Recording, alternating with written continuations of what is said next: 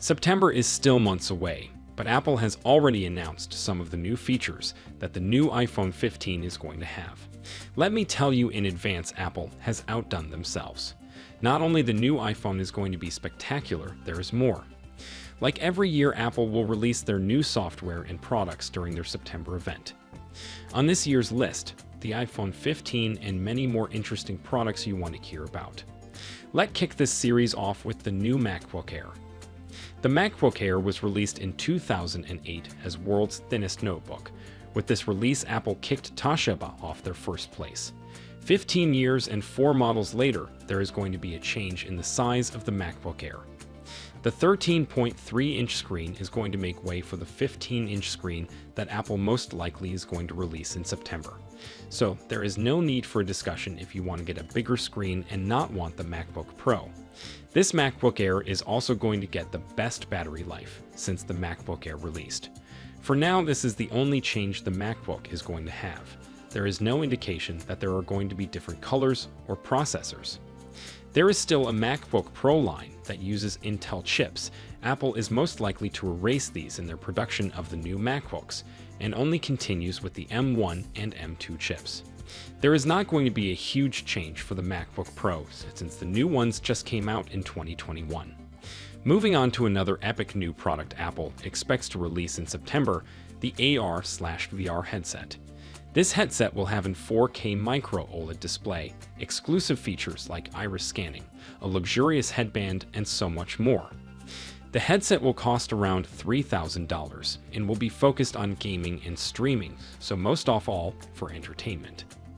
For the Apple Watches, there is not going to be a huge development for the looks. Apple has not been as consistent with releasing new watches as they are with iPhones. The first watch is on the market since 2015, the Apple Watch first generation. Series 1 and 2 followed the year after that in 2016. Since the release of the watch in 2015, there has not been huge developments besides the chips in the watches. The first big change was with the Series 2, which was water resistance up to 50 meters. Besides small changes in size of the watch, it did not have gigantic new features. Not until the Apple Watch Ultra, this watch is designed for extreme sports like scuba and free diving. The new Apple Watch Series 9 is going to have some features of the Ultra watch. It comes with the new watchOS 10, which is supposed to be the biggest software upgrade in years. It also has a new S9 chip, but there is not much of information about this chip yet. iOS 17 is going to be released this year as well, and there is going to change quite a bit. Lock and home screen are getting new cool features with, finally, interactive widgets. Also, there is going to be an option to download apps outside of the App Store, since there is a new European law. Finally, let's talk about the new iPhone 15.